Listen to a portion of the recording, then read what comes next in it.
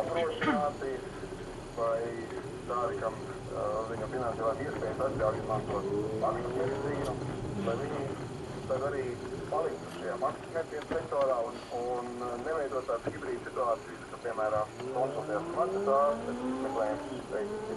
Stāsta Veselības centra 4. Nu, sa tu motocikli dūlus?